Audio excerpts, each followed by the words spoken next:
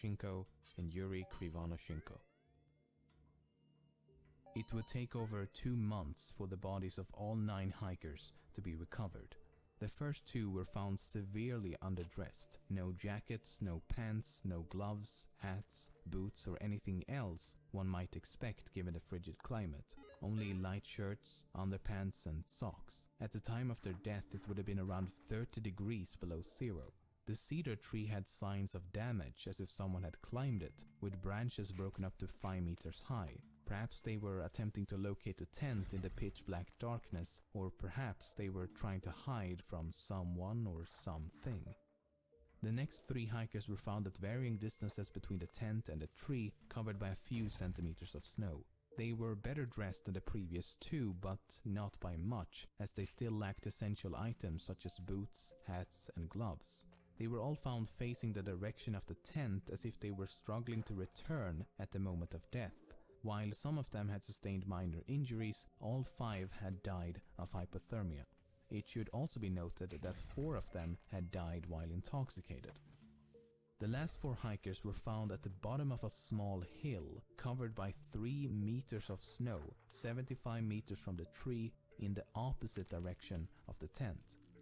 3 of them had sustained lethal injuries. 1 had a fractured skull and 2 had fractured multiple ribs and suffered massive internal bleeding. The medical examiner believed the injuries had been sustained from a fall and compared it to a car crash. The injuries had been sustained while they were all alive and could not have been inflicted by another person. 2 had also been found with gaping eye sockets, and 1 of the women had a missing tongue. The last of the 4 had a broken nose and a deformed neck, but died of hypothermia.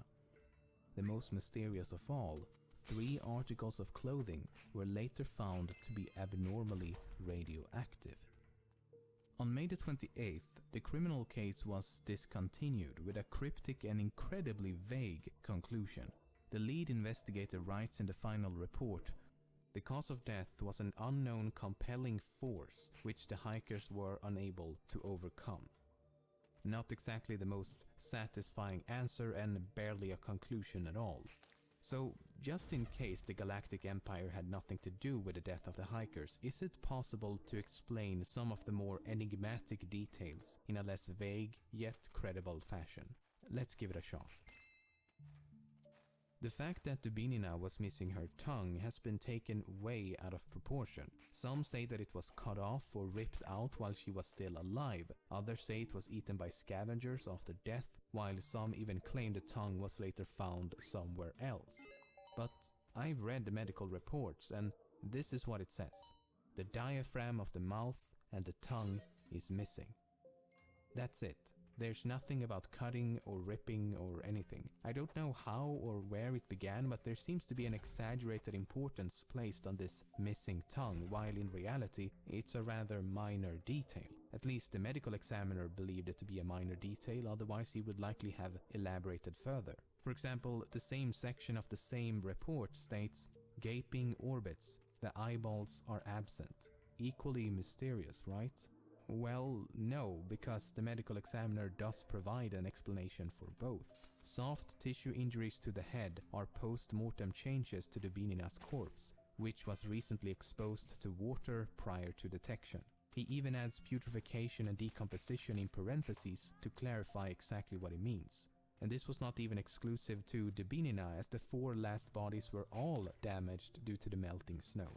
Now, some who claim that her tongue must have been removed while she was still alive have pointed to the fact that she had about 100 grams of blood in her stomach. But that's not exactly true either. The relevant portion of the forensic examination reads, "The stomach contained up to 100 cubic centimeters of a dark red, slimy mass." That's about 10 centiliters of something, most likely food, mixed with something red, most likely blood. So we don't know how much blood was in her stomach, just that there was blood in her stomach. Which isn't that strange given that she was suffering from massive internal bleeding. One of the most mysterious aspects of this case is that 3 separate articles of clothing discovered on 2 of the bodies were found to be radioactive, which does indeed sound a bit mysterious, but you have to keep in mind that almost everything is slightly radioactive. So we need more details. The radiological studies claim that under normal circumstances, an area of 150 square centimeters should not exceed 5,000 disintegrations per minute.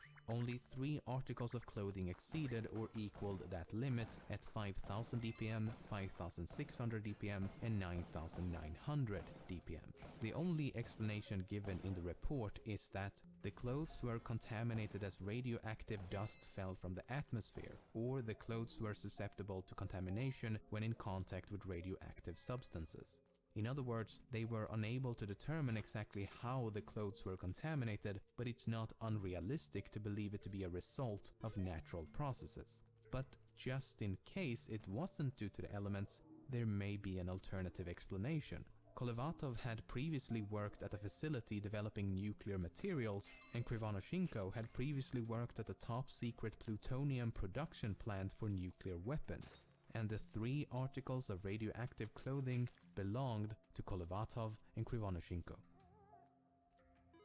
Around the time of the hikers' disappearance, numerous sources claim to have seen UFOs in the form of orbs of light moving across the night sky for a few seconds up to several minutes. These include 3 soldiers and 2 different hiking groups. Some witnesses also claim that the indigenous Mansi population, as well as a group of geologists, had told them that they had observed fireballs in the sky around the time of the incident. The problem with UFO sightings is that they are, well, unidentified and often unverifiable as a result. Only one of the hiking groups reported to have seen the UFO during the night of the incident, while the other sightings occurred before or after. Then there's this.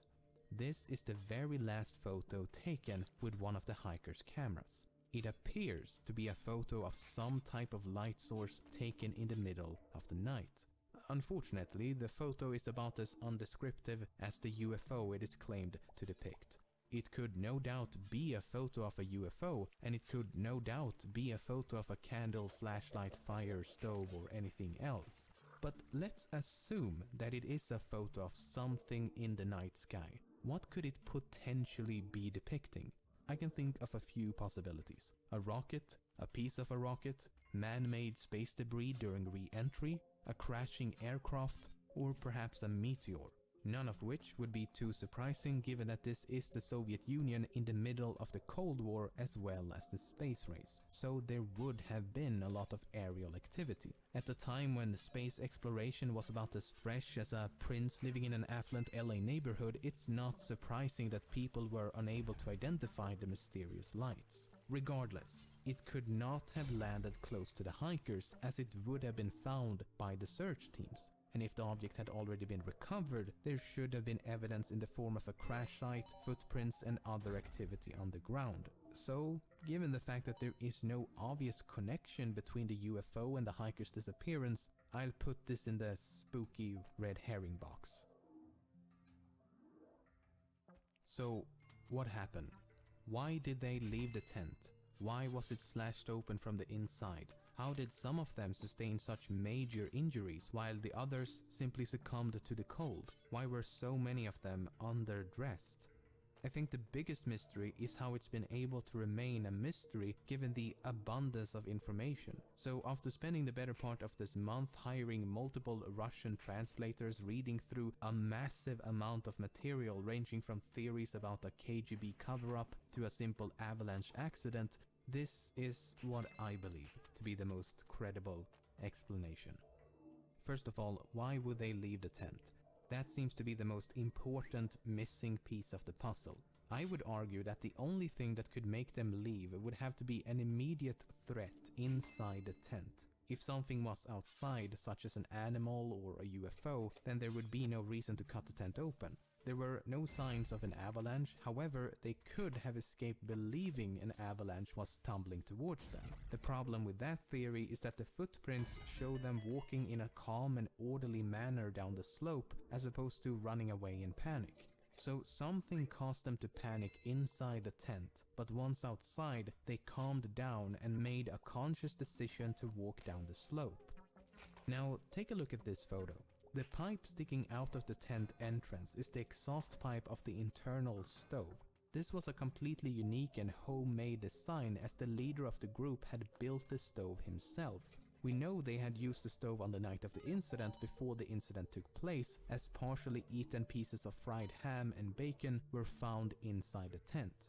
I think that after disassembling the stove and removing the exhaust pipe, the embers inside the stove were accidentally reignited. As the exhaust pipe had been removed, the smoke would have filled the tent in seconds. As they attempted to get control of the flame, they cut a few holes at the top of the tent to vent the smoke. When that didn't work and it became increasingly difficult to breathe, the side of the tent was slashed open and they all escaped in a state of panic. There's even more evidence to support this theory. Several members of the group were found with burn marks on both their bodies and clothing, which could definitely have been a result of the improvised fire under the tree, or perhaps a scalding hot metal stove. Some of them were also found with blood around their mouth, and coughing up blood could be a symptom of smoke inhalation. Then there's this photo, taken the day before the incident. The jacket has obviously been burned, but the question is how? It's possible that sparks from the stove had accidentally set the jacket aflame. Okay, so they make it outside and quickly realize what a terrible situation they're in. Sub-zero temperatures, no shelter, underdressed, in the middle of a snowstorm, in the middle of the night, in the middle of nowhere. At this point, I think one or more of them made a decision to head for the nearest shelter, which they would have known to be the woods. The reasoning behind this decision is likely multifaceted. The smoke from the tent could have made it impossible to stay within its proximity, and/or the smoke may have caused them to believe that the tent was on fire. Some of them were intoxicated, which could have affected their judgment as well as their sensibility to the cold. And they may also have believed to be closer to the woods than they actually were. So they finally reached the woods and immediately set out to make a fire. Some climbed a tree and scavenged the surrounding area, while those who are more properly dressed head a bit deeper into the woods. About 75 meters from the tree, 4 of them trigger a minor avalanche, taking them over the edge of a ravine with a drop of about 3 meters. As the bottom is filled with rocks and ice, they sustain lethal injuries. 3 of the other 5 hikers decide to head back for the tent, while the remaining 2 slowly freeze to death around a fading flame.